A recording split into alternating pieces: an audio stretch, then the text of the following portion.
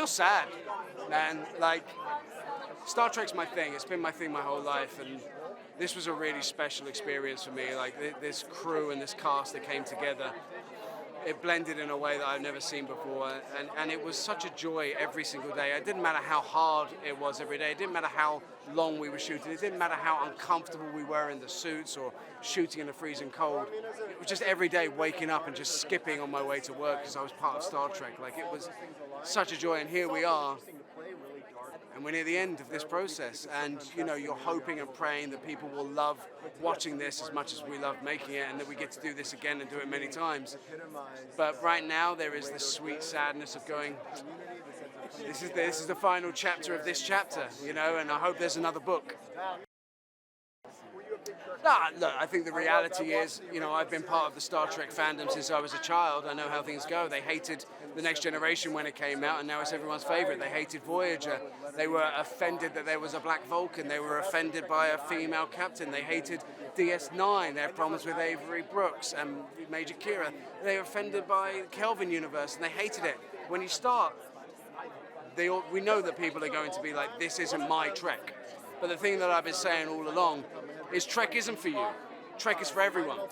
And there may not be, you may not like DS9, you might not like Voyager, you might not like TOS, you might not like Section 31, but you don't gatekeep it from the other people who do.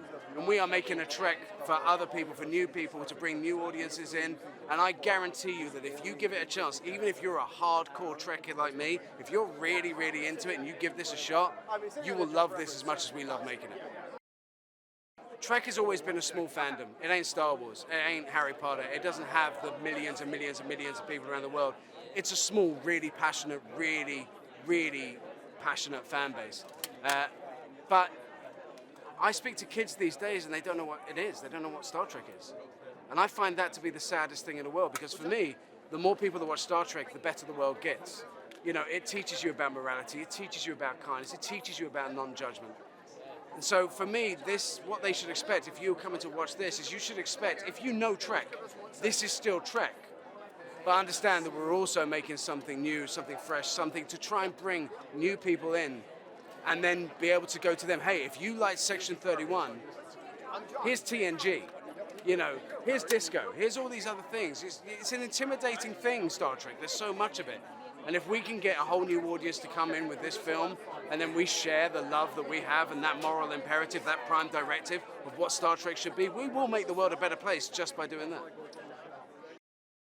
On my first day on set, which was the second day of shooting, we're on the Section 31 spaceship, and I've always wanted to be on a starship, and I'm sitting up there pressing boop, boop, boop, boop buttons and pretending I'm in space. There's black drapes with the lights on it, and you're looking out and going, oh, it's fake space. And just having a moment within myself, just really going, wow, I cannot believe I'm filming I can't believe I'm in Star Trek. Like, head blown. And I look over to my left, and Sam Richardson is going, beep, beep, beep, beep, beep, beep, beep, beep. And there's his up there going like this. And we just look at each other, and we just went, because this show is being made by people who wanted to be there, man. It were from Tunde, from Michelle, from Kurtzman down. It's people that love Star Trek. And from the moment I got on set, I felt so encouraged that I was surrounded by people who held it in the same level of importance that I do. Well, it's not really. We were all staying in the same hotel in Canada, and so it's called Beam Me Up Soho, which is where we were staying. And it is a varied and interesting group chat that shall never be released to public eyes.